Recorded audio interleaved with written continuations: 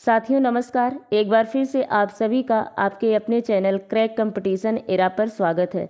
साथियों आज हम 30 दिसंबर 2022 के करेंट अफेयर्स को देखेंगे, जिसमें पहला प्रश्न है कि हाल ही में जीवंत धनु यात्रा कहां से शुरू हुई और इसका संबंध किससे है। तो जो जीवंत धनु यात्रा है इसकी शुरुआत जो है उड़ीसा से हुई, क्योंकि यह जीवंत धनु यात्रा उड़ीसा की एक यात्रा है। वर्ष 2014 में इससे संबंधित यानी जीवंत धनु यात्रा से संबंधित कुछ फैक्ट हैं कि वर्ष 2014 में केंद्रीय संस्कृति विभाग द्वारा 11 दिवसीय धनु यात्रा को राष्ट्रीय उत्सव का दर्जा दिया गया। इस धनु यात्रा को राष्ट्रीय उत्सव का दर्जा दिया गया। धनु यात्रा को Guinness book of world records में भी शामिल किया गया है। और धनु यात्रा की शुरुआत कब हुई, तो आज़ादी के समय यानी कि 1947-48 में यह धनु यात्रा की शुरुआत हुई थी। किसके उपलक्ष्य में, तो आज़ादी के उपलक्ष्य में इसकी शुरुआत की गई थी। आइए दोस्तों अगला प्रश्न देखते हैं, जिसमें है कि वैश्विक प्रवासन रिपोर्ट जो है किसके द्वारा जारी की जाती है। तो यह जो वैश्विक प्रवासन रिपोर्ट है यह जो है अंतर्राष्ट्रीय प्रवासी संगठन के द्वारा वो निकाली जाती है। कौन सी, अंतर्राष्ट्रीय प्रवासी संगठन द्वारा। इंटरनेशनल ऑर्गेनाइजेशन ऑफ माइग्रेशन इसका पूरा नाम है, अंतर्राष्ट्रीय प्रवासी संगठन का। तो अंतर्राष्ट्रीय प्रवासी संगठन का जो मुख्यालय है वो कहाँ पे है, तो वह जो है जिनीवा स्विट्जरलैंड में है। और IOM यानी कि इंटरनेशनल ऑर्गेनाइजेशन ऑफ माइग्रेशन, जिसका हिंदी में रूपांतरण है कि अंतर्राष्ट्रीय प्रवासन संगठन, यह जो है कितने वर्ष पर वैश्विक प्रवासन रिपोर्ट जारी करती है, तो यह हर दूसरे वर्ष में वैश्विक प्रवासन रिपोर्ट का प्रकाशन करता है। कौन, अंतर्राष्ट्रीय प्रवासन संगठन। आगे देखते हैं अगला प्रश्न कि सेंटर फॉर एनालिसिस पॉलिसी या फिर centre for policy analysis CPA द्वारा प्रकाशित वैश्विक अल्पसंख्यक सूचकांक में कौन सा देश शीर्ष पर रहा है। तो इस सूचकांक में यानी वैश्विक अल्पसंख्यक सूचकांक में जो देश शीर्ष पे रहा है वह है भारत देश शीर्ष पे रहा है। अब ये जो सेंटर फॉर पॉलिसी एनालिसिस है यह कहाँ का है, तो ये जो है CPA पटना स्थित एक शोध संस्थान है। पटना माने बिहार की राजधानी। और यह जो है वैश्विक अल्पसंख्यक सूचकांक जारी जो किया है इसमें भारत शीर्ष पर है, और इसके बाद जो है जापान, पनामा और USA का नंबर आता है। यानी दूसरे नंबर पर जापान, तीसरे नंबर पर पनामा और चौथे नंबर पे USA यानी अमेरिका है।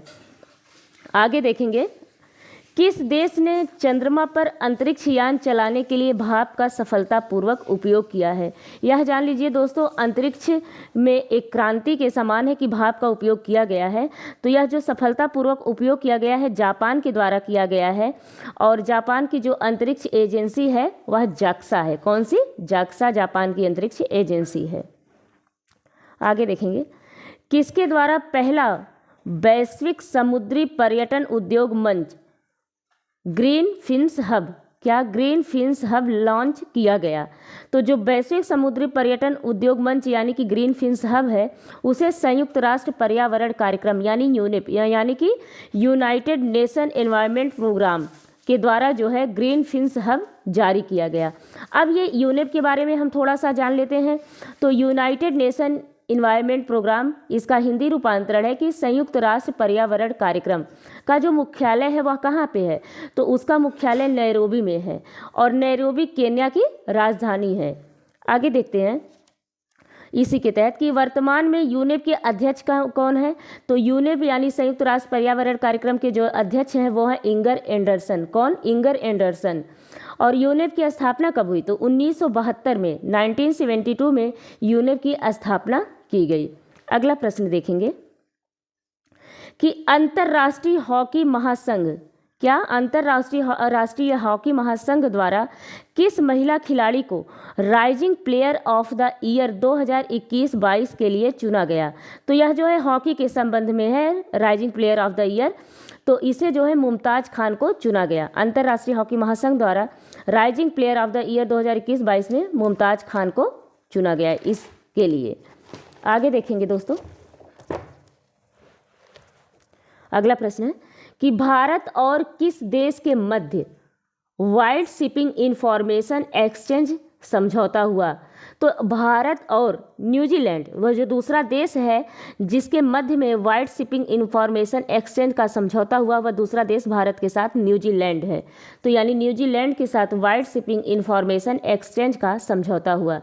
आगे देखेंगे, forks in the road my days at RBI and beyond. Forks in the road my days at RBI and beyond नामक पुस्तक किसने लिखी?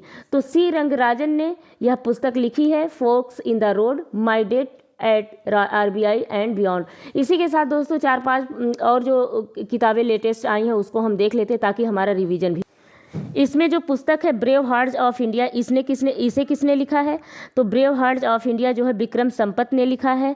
और मानसी गुलाटी द्वारा लिखित पुस्तक का क्या नाम है? तो मिरेकल्स ऑफ फेस योगा, यह पुस्तक किसने लिखा है? मानसी गुलाटी ने लिखा है। गौतम बोरा की पुस्तक का क्या नाम है? नलनाडा अंटिल बीट मी अगेन, यह जो है इनकी पुस्तक का नाम है। शेन वाटसन ने कौन सा पुस्तक लिखा है? तो विनिंग द इनर बैटल, यह शेन वाटसन द्वारा लिखित पुस्तक है। फ्रांसीसी लेखक रेने बाबा, प्यूक्लिरिजेशन ऑफ एशिया, यह किसने लिखा है? फ्रांसीसी लेखक रेने बाबा ने लिखा है प्यूक्लिरिजेशन ऑफ इंडिया। हरदीप सिंह पुरी ने कौन सी किताब लिखी है?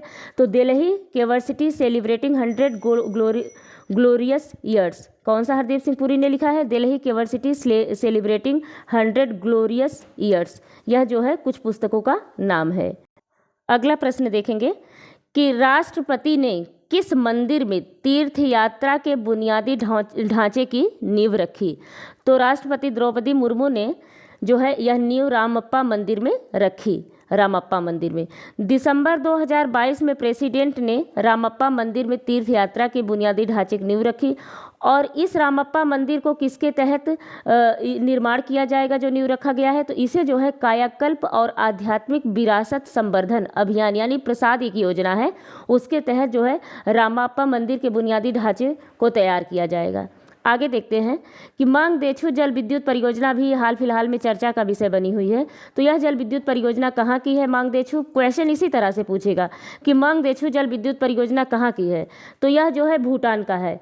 मांगदेछू जल विद्युत परियोजना, भारत और भूटान का संबंध शुरू से ही अच्छा रहा है, इसलिए भूटान से संबंधित प्रश्न पूछे जाते हैं। भूटान, नेपाल, इससे संबंधित जो जल विद्युत परियोजनाएं वगैरह भारत उस देश में निर्माण करवा रहा है, तो इससे संबंधित जो है क्वेश्चन हर एग्जाम में बनते हैं। जैसे अफगानिस्तान हो गया, नेपाल हो गया और यहाँ पे भूटान में हो गया, बाकी और भी अन्य जो देश है जहाँ भारत सरकार अपनी योजनाएं निर्धारित कर रहा है, उससे संबंधित क्वेश्चन हर एक एग्जाम में बनते हैं।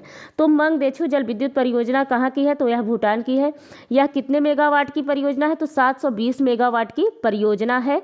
और यह जो है किसका संयुक्त परियोजना है? तो भारत और भूटान के बीच यह मांगदेछू जल विद्युत परियोजना एक संयुक्त परियोजना है। हाल ही में अगला प्रश्न है कि हाल ही में बांग्लादेश और भारत का 51वां मैत्री दिवस कब मनाया गया?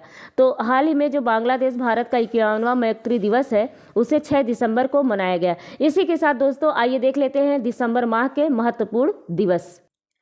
दिसंबर माह के महत्वपूर्ण जो दिवस है, 1 दिसंबर को एड्स दिवस मनाया जाता है। 2 दिसंबर को विश्व कंप्यूटर साक्षरता दिवस मनाया जाता है। 2 दिसंबर को ही राष्ट्रीय प्रदूषण नियंत्रण दिवस मनाया जाता है। 3 दिसंबर को विकलांग व्यक्तियों का अंतर्राष्ट्रीय दिवस मनाया जाता है। 4 दिसंबर को भारतीय नौसेना दिवस मनाया जाता है। 5 दिसंबर को विश्व मृदा दिवस मनाया जाता है। 7 दिसंबर को सशस्त्र सेना झंडा दिवस मनाया जाता है। 8 दिसंबर को सार्क चार्टर दिवस मनाया जाता है। 9 दिसंबर को अंतर्राष्ट्रीय भ्रष्टाचार विरोधी दिवस मनाया जाता है। 10 दिसंबर को अंतर्राष्ट्रीय मानवाधिकार दिवस मनाया जाता है। 11 दिसंबर को अंतर्राष्ट्रीय पर्वत दिवस मनाया जाता है। 14 दिसंबर को राष्ट्रीय ऊर्जा संरक्षण दिवस मनाया जाता है। 16 दिसंबर को विजय दिवस मनाया जाता है। 18 दिसंबर को भारत में अल्पसंख्यक अधिकार दिवस मनाया जाता है और 18 दिसंबर को ही अंतर्राष्ट्रीय प्रवासी दिवस भी मनाया जाता है। 19 दिसंबर को गोवा मुक्ति दिवस मनाया जाता है। 20 दिसंबर को अंतर्राष्ट्रीय मानव एकता दिवस मनाया जाता है। 22 दिसंबर को राष्ट्रीय गणित दिवस मनाया जाता है। किसके जयंती के उपलक्ष्य में राष्ट्रीय गणित दिवस मनाया जाता है? तो श्रीनिवास रामानुजन की जयंती पर यह जो है राष्ट्रीय गणित दिवस मनाया जाता है। 23 दिसंबर को किसान दिवस मनाया जाता है। पूर्व प्रधानमंत्री चौधरी चरण सिंह जी की जयंती के उपलक्ष्य में यह किसान दिवस मनाया जाता है। किस तारीख को? तो 23 दिसंबर को किसान दिवस मनाया जाता है। 24 दिसंबर को क्या मनाया जाता है? तो 24 दिसंबर को राष्ट्रीय उपभोक्ता अधिकार दिवस मनाया जाता है। 25 दिसंबर को सुशासन दिवस मनाया जाता है भारत में अटल बिहारी वाजपेयी की जयंती पर। 26 दिसंबर को वीर बाल दिवस मनाया जाता है। तो यह वीर बाल दिवस अंतिम सिख गुरु गोविंद सिंह के 4 पुत्रों के साहस और शहादत को श्रद्धांजलि देने के लिए वर्तमान सरकार द्वारा 26 दिसंबर को वीर बाल दिवस मनाए जाने का संकल्प लिया गया है। अगला प्रश्न देखेंगे कि भारत ने किस देश के साथ फ्री ट्रेड एग्रीमेंट किया है? तो भारत ने ऑस्ट्रेलिया के साथ फ्री ट्रेड एग्रीमेंट किया है। इसमें जो है भारतीय कारोबारियों को ऑस्ट्रेलिया बाजार की जो है फ्री ड्यूटी एक्सेस मिलेगा, यानी उनका कोई भी कर भुगतान या फिर ड्यूटी जो लगता है वो नहीं लगेगा, उनको एक्सेस बहुत आसानी से मिल जाएगी। तो जो है भारत ने फ्री ट्रेड एग्रीमेंट ऑस्ट्रेलिया के साथ किया है। आगे देखेंगे हम। ICC men's emerging cricketer of the year 2022 के लिए भारत के क्रिकेटर अर्शदीप सिंह को नामित किया गया है। किस लिए? ICC men's emerging cricketer of the year 2022 के लिए किसे नामित किया गया है? तो भारत के जो क्रिकेटर अर्शदीप सिंह हैं, वास्तव में ये जो है गेंदबाज हैं और जो है ये इन्हें ICC men's emerging cricketer of the year के लिए नामित किया गया है। अगला प्रश्न देखेंगे कि नितिन मनमोहन का निधन हो गया, ये किससे जुड़े थे? तो नितिन मनमोहन का निधन जो हुआ है ये फिल्म इंडस्ट्री से जुड़े हुए थे। हाल ही में प्रभुचंद्र शर्मा को किस सम्मान से सम्मानित किया गया? तो हाल ही में प्रभुचंद्र शर्मा को अटल सम्मान अवार्ड से सम्मानित किया गया। अगला प्रश्न देखेंगे। दोस्तों कल का जो क्वेश्चन आंसर है कुछ छूट गया था, वीडियो बंद हो गया था, मोबाइल स्विच ऑफ हो गई थी, इसलिए मैं इसे आज इसी 30 दिसंबर में कंटिन्यू कर देती हूँ। तो इसमें जो क्वेश्चन छूट गया था, हाल ही में किसने जो है मिसेज वर्ल्ड 2022 का खिताब जीता है? तो हाल ही में जो मिसेज वर्ल्ड कप 2022 का खिताब जीता है वह है सरगम कौशल ने हाल ही में मिसेज वर्ल्ड 2022 का खिताब जीता है। इसी के तहत हरनाज कौर सिंधु मिस यूनिवर्स बनी थी। कब बनी थी? तो हरनाज कौर सिंधु जो है जो मिस यूनिवर्स बनी थी वो 2021 में बनी थी। अगला देखेंगे कि हाल ही में किस राज्य सरकार ने खाना बदोश समुदाय के लिए विकास बोर्ड की स्थापना की? खाना बदोश समुदाय जिन्हें घुमंतू कहते हैं, उन्हें जो है किसके लिए वो विकास बोर्ड की स्थापना की गई? तो वह जो राज्य है वह कर्नाटक राज्य है जिसने विकास बोर्ड की स्थापना की है। और जो है कर्नाटक से संबंधित जो हाल फिलहाल में कुछ हुआ है समसामयिक, उसे देख लेते हैं। 2-4 फैक्ट। देश में सबसे अधिक स्थापित ग्रिड इंटरएक्टिव अक्षय ऊर्जा क्षमता कहाँ पे है? तो वह जो है ग्रिड इंटरएक्टिव अक्षय ऊर्जा का जो क्षमता है वह कर्नाटक में है। अगला, बेंगलुरु में ही कैंपागोडा की जो 108 फीट ऊंची प्रतिमा है उसका अनावरण किया गया। कहाँ पे? बेंगलुरु में कैंपागोडा की 108 फीट ऊंची प्रतिमा का अनावरण किया गया। केंद्रीय मंत्रिमंडल ने 27 दिसंबर 2022 को मालदीव व लिथुआनिया में नए वाणिज्यिक दूतावास खोलने की मंजूरी दी। कहाँ पे केंद्रीय कैबिनेट ने इसकी मंजूरी दी? तो जो है मालदीव और लिथुआनिया में नए वाणिज्यिक दूतावास खोलने की मंजूरी दी गई। अब लिथुआनिया की जो राजधानी है वो कौन सी है?